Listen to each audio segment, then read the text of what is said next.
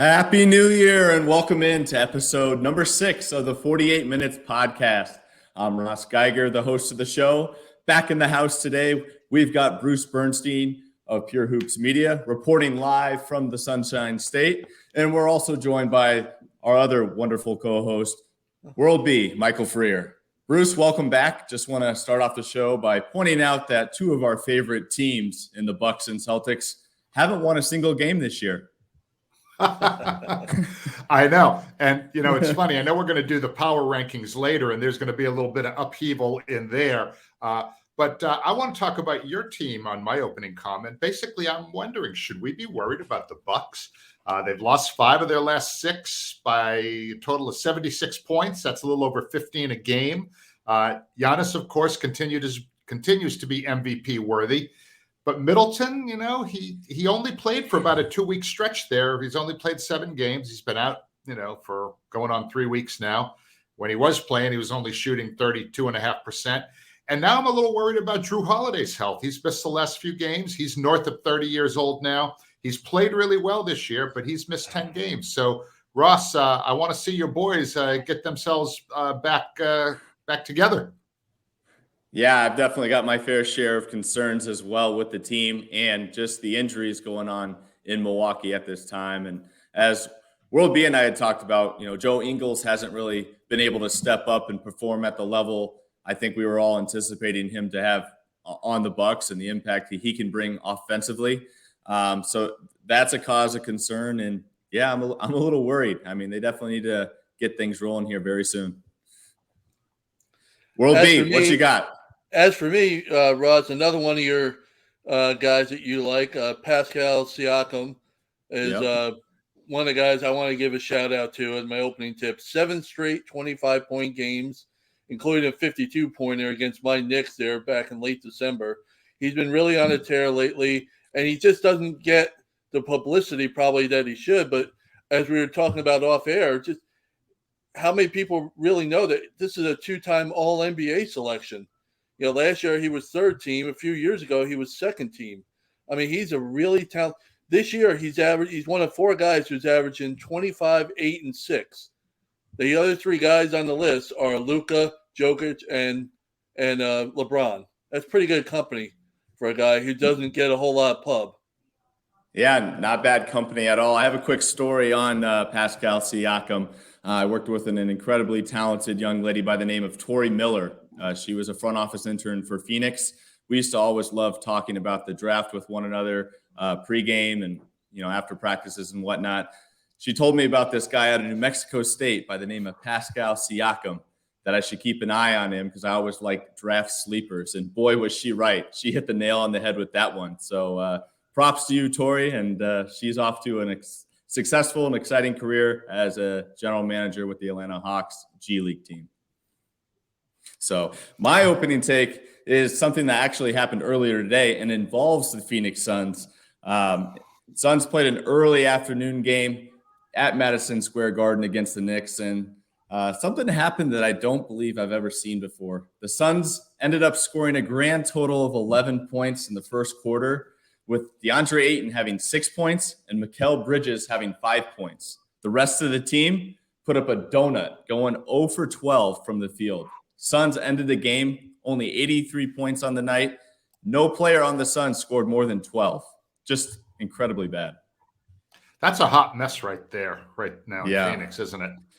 Yeah, I mean, right now, the Suns have as many losses as the Warriors. They're right there, I think, at number 7 now after today's game, and they're kind of in the same boat as Golden State. I mean, we've given Golden State a lot of concern, and rightfully so with Curry's injury, but now with Booker out in Phoenix, I mean, they're both in the same sailboat at this time trying to get back on track. So we'll have to keep an eye on those two teams. Last year, the Suns only lost 18 games for an entire season.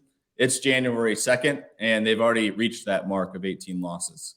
Pretty different year for them. So it's very concerning there. It is. But let's get right into Mike was happy with today's game, though, wasn't he? You can focus on the Suns. I would tend to look at it from the other way. Yeah. Pretty dominating defensive effort. Yeah, and Brunson's return to the Knicks, much needed return of Jalen Brunson, and quickly had Absolutely. another strong game too. So good to see both those guards playing well for Tom Thibodeau. Guys, let's get right into our first quarter here. On Sunday night, we had the NBA conference leaders face off, and boy, did the Nuggets just hammer Bruce's Boston Celtics. Bruce, give us a little thoughts on what you saw. Well, first of all, Denver is making me a believer big time.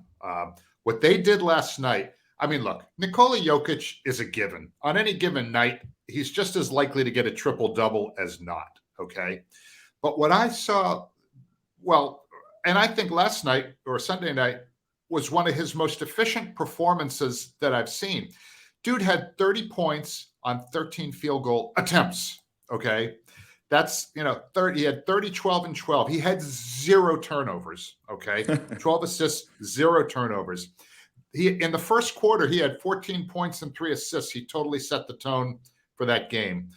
But what was really, really impressive to me, besides the fact that they were shooting like 57% for the game and 57% on threes, the role players for them were awesome. Bruce Brown was like a jolt of adrenaline for those guys. He had 8 points in the first quarter, 8 points in the third. He had 21, 4 out of 6 on threes. Bones Highland played 19 minutes, 17 points, okay? He had 3 dagger threes in the fourth quarter in about a 2.5-minute stretch. When Boston looked like they maybe might be able to inch their way back in, Bones shut him down. Michael Porter Jr., often injured, right? He had 11 in the third quarter. He did in the third quarter what Bones did in the fourth quarter. Whenever Boston had a good shot to get a little closer, he would come back and bury him. And Aaron Gordon, who you have been on all season, Ross, had another excellent game, 18, 6, and 7, plus 23. So Denver beat them every way you can beat them and really looked like the vastly superior team to Boston. Yeah, and let's not even talk. We'll talk about the backboard in a minute too, though. But I'm sorry, I didn't mean to jump in on you there. Sorry. I was just about to get to that. I mean, watching that game, kind of looking over the box score, what really stood out was the Nuggets dominated every long stoppage of play, winning that first quarter, 37-28. After halftime, entering the third, they outscored the Celtics 36-31. And then even after that backboard incident that took about a half hour of stoppage, in the middle of the fourth, the Nuggets came out and really put the Celtics to bed. I thought that stoppage would have helped and maybe benefited the Celtics regrouping and kind of having that strong final push to tie things up and make things a little interesting, and that just wasn't the case. They really, like you said, they really jumped on Boston early, 37 points in the first quarter. Their offensive efficiency was 142.3 per 100 possessions. That's ridiculous. They had an effective field goal percentage of almost 74%. And, they finished with 120.6 offensive efficiency. For the third game in a row, they've had 120 or better. So they're really rolling these days. And they did it against a team that's really playing better defensively in the Celtics. They've really gotten themselves back the defense to where we know it can be, top 10 level. And they really had their way with them. 17 threes. They're tough to beat every team is tough to beat when you get 15 threes most of the nights. But they're 8-1 this year when they get at least 15 threes. They had 17 last night. So they're hard to beat when they're playing that well on offense. You really have to play an elite defensive game to get them. Boston has, really done well this year shooting threes. They've had a good percentage, but they were dismal on Sunday night. They were only 27%, 9 out of 33. So sometimes, when I watch them have a night like that shooting threes, I really start to scratch my head and say, gee, guys, is it time to maybe stop shooting them? Yeah. I realize that's your game, but I think you also kind of have to know sometimes, look, shots aren't falling. We got to try and get to the hoop, maybe get fouled. I mean, and if you make a couple free throws, it might be easier to shoot some threes because you're now seeing the ball go in.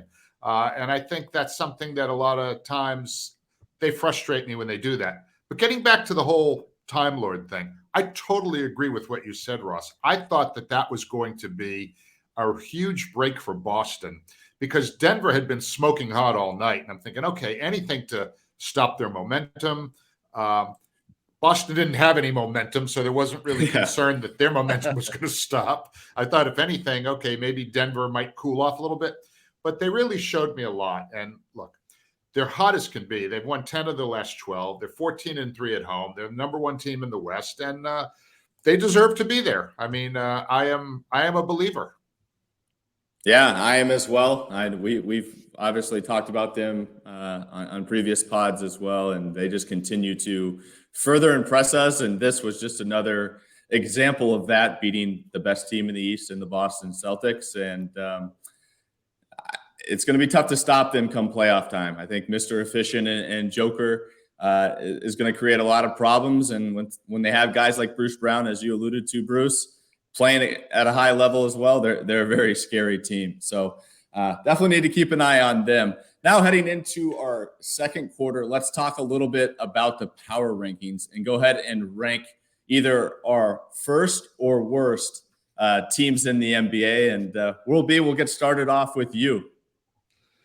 Well, I'll tell you, my on the power rankings of the top three, I put at number 3, I got the Celtics.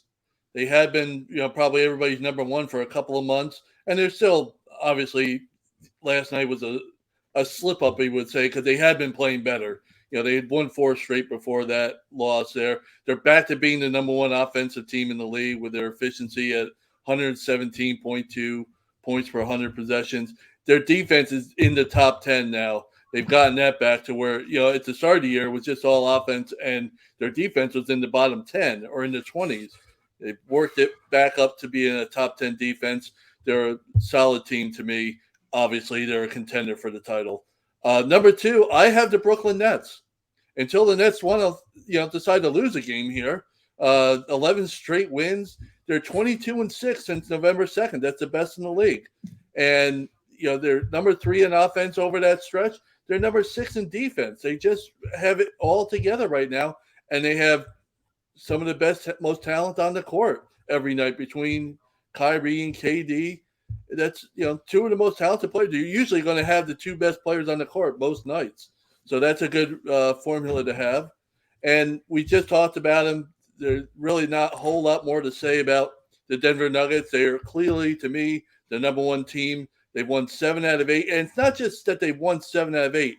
Their last 7 games, they're 6-1. And the one loss was to Sacramento by a point.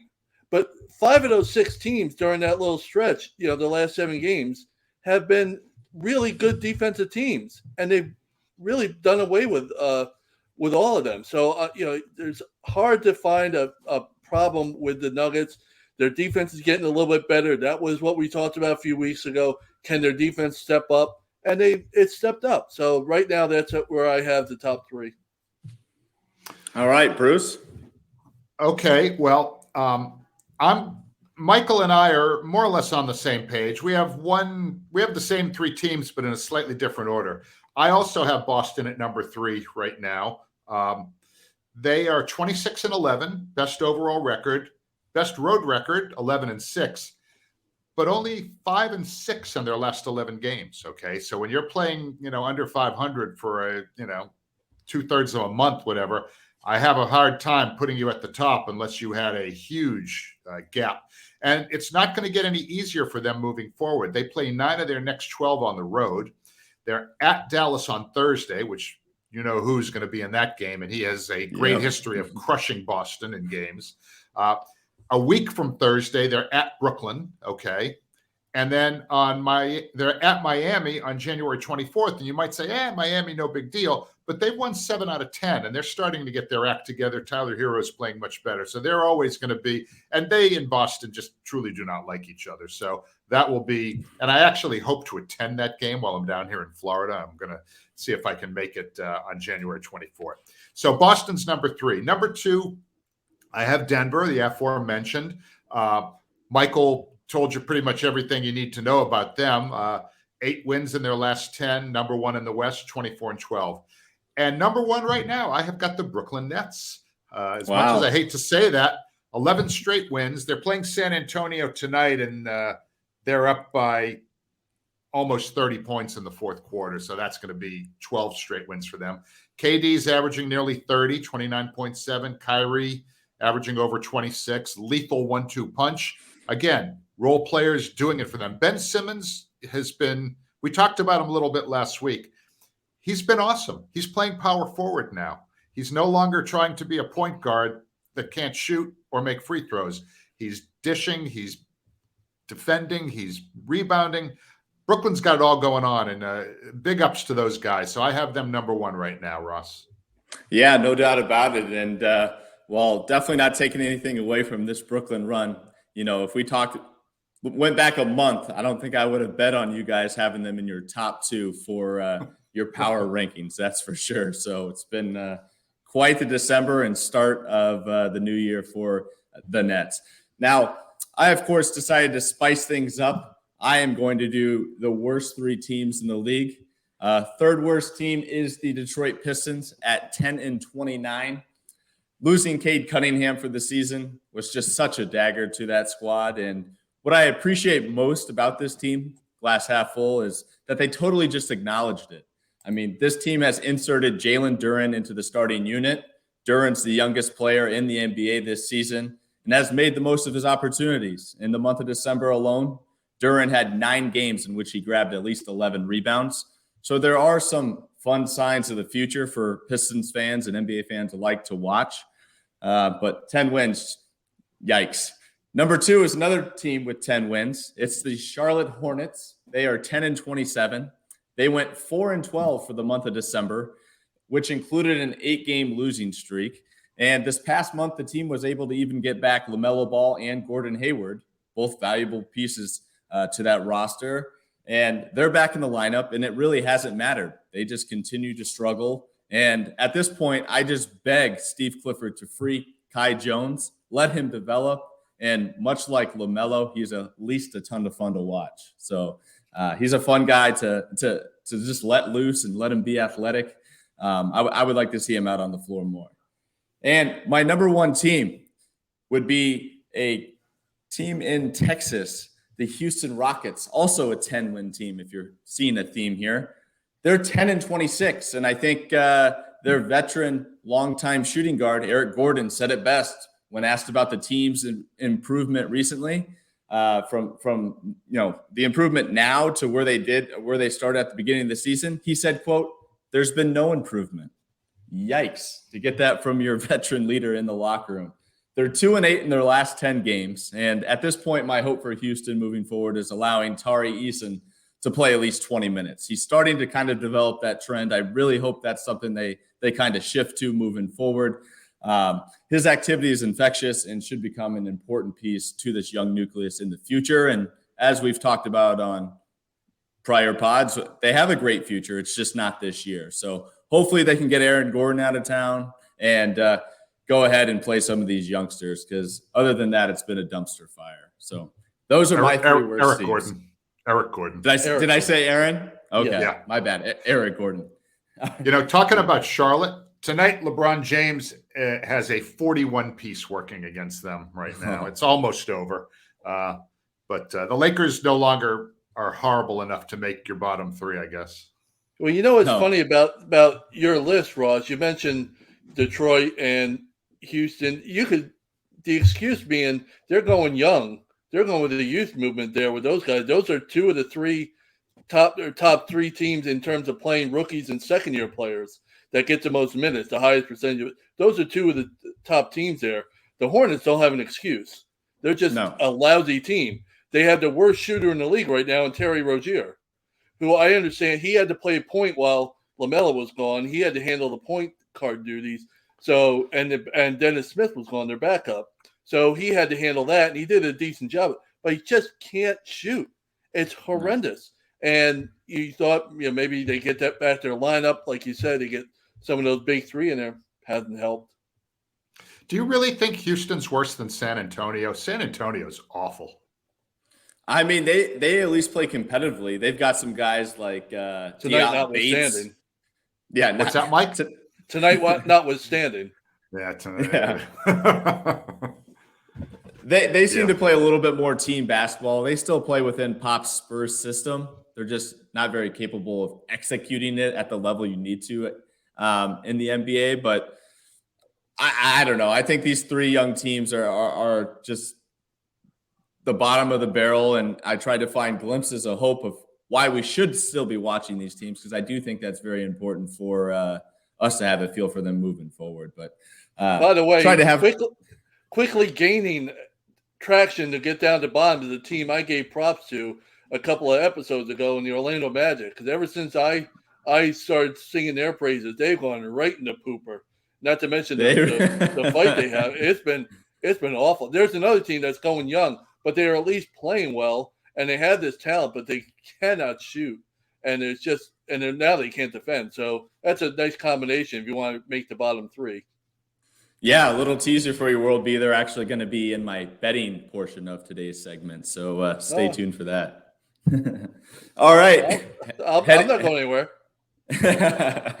Heading into quarter three, let's talk about a team that we've been pretty silent on. And, shame on us for that, because this team is currently on pace to win 20 more games than they were projected to at the beginning of the season.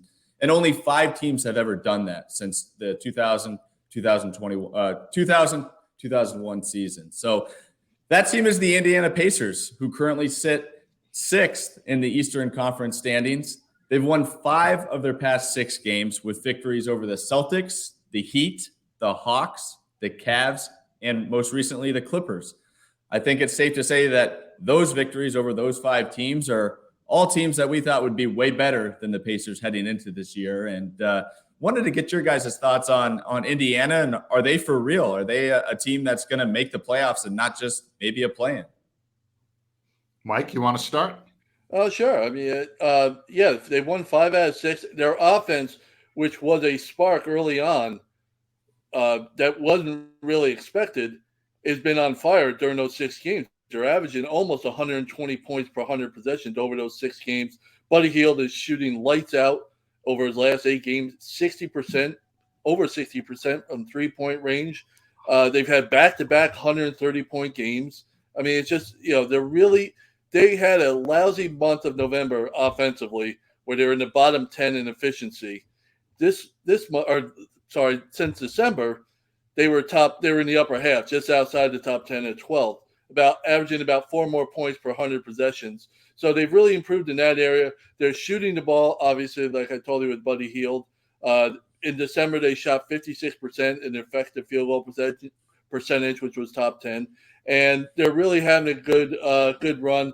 Haliburton is looking like an all-star, and I'll let Bruce speak to sing his praises.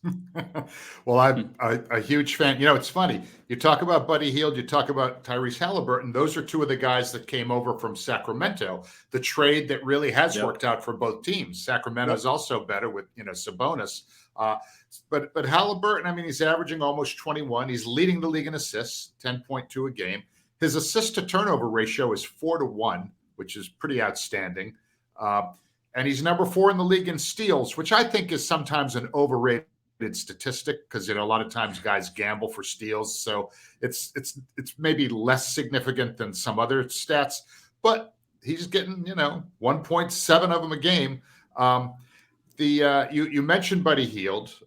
He's averaging almost 18 a game for those guys. But Myles Turner has really been very, very good this season, kind of operating a little bit under the radar. He's averaging career highs in points, rebounds, field goal percentage, and 3-point field goal percentage. The guy's been around forever, right? He's in his 8th NBA season. He's only 26. So he's really what I would call a young player, really, when you're 26. His best basketball is definitely in front of him. And I mean, he's averaging almost 17. He has a contract year too. Doesn't he have a contract? Isn't this a contract year for him? It is a contract year. Free agent after this year. So isn't it amazing how that works out? But another thing, that we don't always talk about, Rick Carlisle, man, he can just coach the hell out of any team. He'll take his 5 and beat you. He'll take your 5 and beat you. I mean, that guy just is one of the elite coaches. He's a Hall of Fame caliber coach, in my opinion.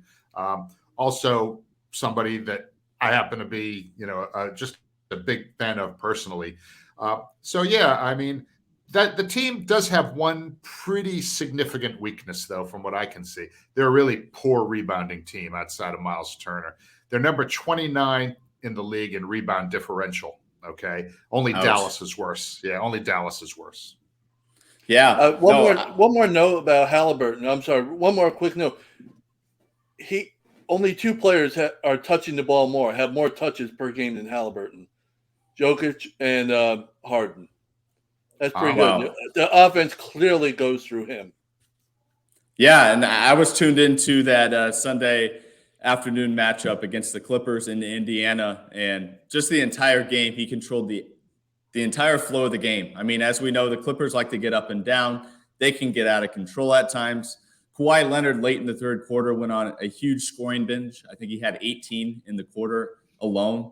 And the Pacers never wavered. They were right there behind their leader in Haliburton. And it just really blows my mind that there are people out there seriously debating whether or not Tyrese Haliburton is an all-star this year.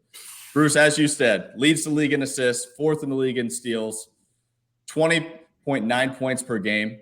And let me add in his field goal percentages for you. He's shooting 48.5% from the field, and he attempts 7.5 threes a game, and he's shooting those at a 40.9% clip. Just absurd stats this year, and he's got his team sixth in the Eastern Conference that nobody saw coming. I mean, what are we even talking about? I mean, this guy's an all-star. They've become a reliable team at home. They're 12-7 at home, good percentage. And there's one other guy I wanted to mention, and you guys know him. Nobody really knows the right way to pronounce his last name. Bennedict Mathurin, which he's from Quebec. He's French. It's actually pronounced officially Mah-tur-ahn, okay? But nobody says that. He's probably the number 2 rookie in the league behind Mike's guy, Paolo. So 17.2 points a game as a rookie for that team, Bennedict. Yeah, and they got another sharp rookie and Andrew Nembhard out of Gonzaga. He's played very well for them. And another guy that surprised me on that team is Nesmith, coming over from Boston. Didn't really get a chance to play, but he shook off the cobwebs from the bench and kind of starts for that team now at almost a power forward position. He's put together a string of some good games as well. So goes back to Carlisle, as you mentioned, Bruce, just an exceptional coach. He takes what he's given and he makes the best out of it. And, they've played some games this year against some of the top teams in the league and have went toe-to-toe with them until the final buzzer. So props to you, Indiana. Happy for you guys. And I apologize for having not talked about you guys until now. So for Pacers fans out there, we're very sorry. Please forgive us. Forgive us. Yeah. So for the fourth quarter, I was thinking we'd have some fun on today's pod and do a little bit of word association. Bruce, I know this is a game that you like to have a lot of fun with. So I've picked out some topics, and you're just going to give us a word to go ahead and describe the topic I bring up. Are you guys game to play? This is great because just so everyone knows, we have no idea what Ross is going to tell us. So This is totally like off the cuff. All right. So first topic here, Oklahoma City Thunder. Sam Presti's program works everywhere. Will be youth coming to fruition. They're a very, very talented team. All right. I went with assets because they have so many draft picks. I'll try to limit it to one word. I'll try and keep it to one word like you want. Yeah, I think we should be able to say one word and then a brief explanation. Like perfect. Shai Gilgeous-Alexander, he is a badass. Yeah. So I went with assets. They currently own 31 future draft picks, including 2 first-rounders in each of the next 2 drafts. And in 2025, they have 4 first-rounders. It's just insane how many draft picks they have, and quite scary knowing that, of course, they do have SGA, some other young stars, and, of course, they also have Chet Holmgren that people have kind of forgotten about since he's been out this year. So they'll be a lot of fun to watch for the years to come in the draft, and kind of see the nucleus that they could use a shooter. They could use a shooter. They're young, so they're not a really good shooting team from the perimeter. You know who's kind of a weird guy on that team that I really like watching? Alexei Pokusevski. He's injured right now. He's 7 feet, 190. Yeah. That's legit. That's his official height and weight. 7 feet tall, 190 pounds. It's like, wow. Yeah. The weight room now, Alexei. Yeah. He's got to get in there with Chet. I think they both could put on some lean muscle. Definitely couldn't hurt those two. All right, second topic here. Luka Doncic. Unicorn, Hall of Famer at age 23, leading the Dallas Mavericks to a really bright future. Impressive seems like hardly the word to use, but the one that comes to mind right now is, it's every night it's something different with him. He does something that makes you look at the box score, you watch his highlights, and you just shake your head. It's an impressive performance night after night. There's not many players in this league that you can say that night after night he does something impressive. And he's on one of those roles right now where you're like, wow, I can't believe a 50-point game. Wow, another triple-double. It's like that every night, it seems like. And there's just not a whole around him at the moment. So he's getting the most. They're getting the most out of him, put it that way. Didn't he have 50, 60, and 51 in the course of like 5 games or something? It was something stupid like that. Like 3 50-plus point games out of a 5-game stretch. It's like, what? Yep, I actually have that stat here for you, Bruce. But my word, I thought World B was going to steal it from me with impressive, but I went with insane. So here's the list of players to average 45-plus points on 45-plus points on 59+% shooting in a 5-game span since the ABA and NBA merger.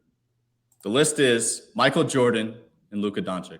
That's it. That's the list for you. Just insane. 59+% shooting in a 5-game span, 45+ points. Mind-boggling. I remember having a conversation about who was the youngest guy that you knew was going to be in the Hall of Fame. For me, it was LeBron James. I knew LeBron James was going to be in the Hall of Fame when he was like 20. Luka might be number 2. Because, I think at the age of 22, we knew he was going to be in the Hall of Fame. How long until the Hawks start just kicking themselves, or have they not stopped kicking themselves over the last couple of years for that deal? It didn't seem like it early on, but now it's clearly becoming a one-sided. It's getting to be a one-sided deal, or at the very least a lousy trade for the Hawks. When Luka used to always bitch and moan to the referees. He wanted every single call, and it was annoying. I mean, it made me not enjoy watching him. But he's cleaned a lot of that up now. I mean, he knows he's going to get his calls. He gets hit a lot, but he's not whining about all the non-calls. And I think that's really made him better and gotten him more respect from the referees as well. He's shooting better than he's ever shot in his career. He's taking more shots than he ever has, and he's shooting better. That's a recipe for MVP. Yeah, and I think a lot of credit has to go to those that are surrounding him. I think Tim Hardaway's having a better season. He's definitely been shooting the ball much better as of late. Spencer Dinwiddie's actually been a very good acquisition for them. And I think some of those guys to help space the floor is adding to his shooting field goal percentage. I mean, we talked about Giannis last week and not getting the shooting around him, and his numbers are starting to drop. And on the flip side, we're seeing Luka improving his shooting numbers because those around him are being a threat from the outside as well. So I think some credit needs to be given to the Tim Hardaway, Spencer Dinwiddie's, and when he's healthy, Dorian Finney-Smith. Here's a question real quick. Here's a question for you guys real quick. I want to ask you, who do you think has a better supporting cast around him, Joker or Luka? Joker. Ooh, that's a great question. I would say Joker as well, for sure. Well, I'd say it's close though. I think we were singing Aaron Gordon's praises not too long ago. You want him in the All-Star game. I do want him in the All-Star game. Right. Yeah, that's why I took that. Who else are you going to put in the All-Star game from the Mavericks outside of Luka? There's nobody else there. No. I think I would probably go with the Mavericks as well, but I think it's a interesting. It makes you think a little. Yeah. All right. Topic number 3. I'm really looking forward to this one because I'm going to throw you for an extreme loop, I think. Latrell Sprewell. I got to feed my kids. I need more money. I mean, for me, it's excitement. I was my first season doing the NBA Tonight Show was when he had his incident with PJ, and it was a real mess and everything. And they ended up in New York, and he really spearheaded their run to the NBA Finals that first year in '99. He excited the crowd like very few have at the Garden. At least wearing a Knicks uniform. He was Mr. Excited. It didn't end well there. It rarely does when you play for a Knicks team these days with Dolan running the show. But he was excitement. Okay. I remember Craig Kilborn. He was a SportsCenter anchor a million years ago, went on to host the Daily Show or whatever on Comedy Central. He thought he was so freaking smart about the NBA. He said to me one time that he thinks Latrell Sprewell is like the next Michael Jordan. I'm like, whoa. This is when he was on his first team, Golden State, right? Was that his first team? Yes. Yeah. Yeah. And I'm like, nah. He had moments. He had moments like he was, but you get to be the next Michael. You got to have more than moments. You got to, you got to be at the Kobe level to be compared to Jordan. Spree was one of many who had moments where you looked like Michael, but those don't get you to be on his level. PJ and Latrell have spoken since then, but I don't want to misquote PJ or anything, so I'm not 100% certain. I know they spoke. I don't believe Latrell ever apologized though for that, but they did speak, and they did have sort of a cordial conversation. So it wasn't like anger or anything, but there, if I remember correctly, there was no apology given. Wow. Surprised to hear that. I thought if they were on speaking terms, you would at least go ahead and admit a past mistake to kind of move on. But for me, I'm actually going to go off the court with my word, and it's going to be spinners. Much like his game, the spinning 20-inch rims are a thing of the past. I'm not sure if you guys remember that, but the Sprewell spinners were on a lot of rap videos, and a lot of the ballers in the 2000s had the spinning chrome wheels, and that was actually patented by Latrell Sprewell, which he then went on to have his own Dada Supreme shoe that when you would take a step, it would spin. He'd had spinners on the side of the shoe, almost like a kid's light-up shoe, but with spinners. Never had a pair, and glad I never have to admit that I did. But that was one of the things that always stood out to me about Latrell as well, was just his off the court personality, and in that 2000s hip hop culture, he definitely was a big part of that. So just wanted to throw out one last random throwback name just to keep you guys on your toes. But that was a lot of fun. That's quite the impact he had on the NBA between choking the coach and the spinners there. That's quite the legacy. When they put him in Naismith there up in Springfield, that'll look good up on the wall there. Maybe he can be in the NASCAR Hall of Fame or something. There you go. Yeah, there we go. We'll have to see. All right, and then moving on to our best bets discussion. I want to talk about some teams that are good bets at home and teams to go ahead and avoid on the road. So let's start with a good bet at home. My number one team in that regard is the Memphis Grizzlies. They are 15-3 at home compared to 8-10 on the road. And the Grindhouse, as FedEx Forum is commonly known as, is been a notorious tough place to play for years, back when Zach Randolph was there, Mike Conley, Tony Allen. And Memphis continues to hold up that reputation this year. They've been extremely tough at home. On the road, they've kind of been a wild card. But I like them at home. Another team that we've already talked about at home, it's in the altitude. It's the Denver Nuggets. They're 14-3 at the Ball Arena. And despite having the best record in the Western Conference, they're just a game over 500 on the road. So for bettors out there, focus in on Denver Nugget home games where the Nuggets look to use that high altitude to their advantage. As for teams to avoid on the road, the Golden State Warriors, who else? They are 3-16 on the road. That's good for the worst road record in the entire league. And with Steph Curry out, still not a bad bet to bet against the Warriors on the road and how they'll handle adversity without their main ball handling leader. 4-15 on the road with their spread on the road. The Warriors with their spread 4-15 against the spread on the road. So not good. It's not that they're just bad; they don't even cover.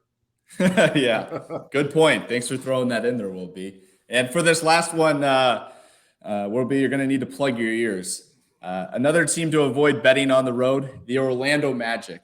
And of course, while we've given them a ton of credit for competing this year on this podcast, most of that success has come in Orlando. So this young Magic team is just 4-13 away from home this year. And as we said, they've been struggling both home and away as of recently. So definitely avoid them at all costs when picking out a parlay or debating whether or not you should take the gamble. So that is today's betting segment on the 48 Minutes podcast. Can I throw in one little thing here? Yeah, of course. Best road team against the spread. Give me your best guess. Best road team against the spread. Boston? No. I'm going to go Sacramento. Sacramento is second. Boston is just over 500 on against the spread. The New York Knicks are 13-6 against the spread on the road. Wow. So, yep. And I just thought I'd throw it out there because it was the Knicks. And, yeah. We haven't talked about the Knicks in a couple of minutes. Part of Mike's contract with the 48 Minutes franchise is that we are contractually obligated to make sure to talk about the Knicks at least once in every show and to say something nice about them. I didn't say not have to say something nice about them. Now they give a lot of ammo the other way too. When you run the way they run, there's plenty of opportunity to pick on them. But we'll go with the positive for today. Highs and lows in New York. We know that. They're always a roller coaster ride. So we'll enjoy the high ride right now. You never know when the slide might happen. Hey, no matter how good the Brooklyn Nets are, the Brooklyn Nets could win 5 championships. The Knicks will always be New York's team. That's the way I look at it. It's true. Yep. It's totally true. I can confirm that just from my time with the Knicks and the energy around the city. It's all New York Knicks basketball. So, gentlemen, any final thoughts on today's pod? Anything we might have missed, or games you're looking forward to, or players that have caught your eye? Well, my closing take has to do with one of my favorite topics, which is international players. Okay. So my closing take for tonight is 4 of the top 5 leading scorers in the NBA as of Tuesday or Monday are international players. Luka Doncic, 34.2 points a game. Joel Embiid, 33.2 points a game. Giannis Antetokounmpo, 32.1 points a game. Then you got a random yank in there, Jason Tatum at 30.9. And then number 5, Shai Gilgeous-Alexander, a native of Canada, at 30.8 points a game. And we're not even including Nikola Jokic in that group when it comes to incredible international players. He's 17th in scoring. He's number 6 in rebounds, and he's number 3 in assists. And here's a fun stat that Mike Freer probably knows, but the rest of the world might not. Although Jokic is 17th in points, he's only 42nd in field goal attempts. Okay, think about that. 17th in scoring, 42nd in field goal attempts. That is what we call efficiency off the scales. So that's my closing take. The international takeover continues. I'm going to give a shout out to a guy on the Heat that doesn't get as much pub as he probably should. I started the show talking about a guy who doesn't get as much pub as he should in Siakam. And I think Bam Adebayo down in Miami is having another really good year. He gets some recognition. He's made the All-Star team before, but Miami is kind of flat. It's always looked at as Jimmy Butler's team. Tyler Hero has become a name there. And then Bam just comes down and gets more production every year. Since Thanksgiving, only 2 players are getting more points in the paint than Bam, and it's 2 of the biggies, Zion and Giannis. Bam's averaging 18.1 per game in the paint. Now, how many players are averaging that much period since Thanksgiving? And since Thanksgiving, he's one of 5 players that's averaging 20 points a game, 10 rebounds, 3 assists, while shooting over 50% from the field. So the other 4 are Sabonis, Giannis, Jokic, and AD, who's going to fall out of this list pretty soon because he's just hurt and he can't be in there. But that's pretty good company. We talk about those other 4 on a constant basis, but we don't talk about Adebayo nearly enough. And so I want to give him a shout out. He's really having another outstanding season on a team that is just they're up and down. They're just up and down. All right. Good points there will be. I was actually going to use my final thought as an opportunity to pose a question to our listeners out there, and maybe you guys can chime in right now. But as I mentioned earlier on in the show, the Suns, with their loss today, they now have 18 losses. Golden State, heading into their game tonight, have 18 losses. And I think the Warriors have played 1 additional game, so they have 1 extra win. I want to know a week from now, who do you think is going to have a better record, the Golden State Warriors or the Phoenix Suns?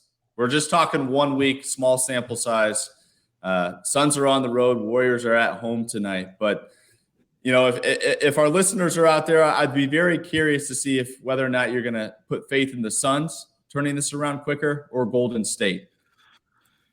Well, I know that as I was doing my research for today's show, Golden State is in the midst of an 8-game homestand. They've won their first 4 at home. They've got 4 more at home, including on Monday night against Atlanta. So I think there's every reason to believe that they'll probably win at least 3 of the next 4 games, maybe all 4. So my answer would be, I think Golden State's gonna catch up to them. I'd say Golden State. Will B, who are you taking? Oh, I would say the Warriors too. I'm taking the Warriors. I think they are, as Bruce mentioned, the first thing you do if you want to look, where are they playing? They're an incredible contrast, which boggles my mind this year, how they get to be so dominating at home and so inept on the road. It's absolutely mind-boggling to me. Not just because there's a big contrast, and there is, but we're talking about the defending champs. I mean, they haven't had Steph Curry for a while, but they did have him for a good part of the season. It hasn't been that long that he's been out. And just the idea that you could be a defending champion, so good at one arena and so bad everywhere else, is just hard to fathom. But they are playing better defense, and eventually I think they'll catch up with the Suns. If you're looking for a train wreck, the Suns are speeding at a much faster pace than the Warriors right now. So there you have it. Bruce and World B have given their take. They're hitting the panic button on the Phoenix Suns and taking the Warriors. But I am curious to our listeners. Feel free to drop us a comment on the podcast or on our social media pages. We'd love to hear from you guys. And that will do it for this edition of the 48 Minutes podcast on Believe. Thank you for tuning in, and we'll be back for you on Friday. But in the meantime, be sure to download and subscribe so you don't miss out on any episodes, and hope everyone has a good one. Bruce, World B, take care. So long, y'all.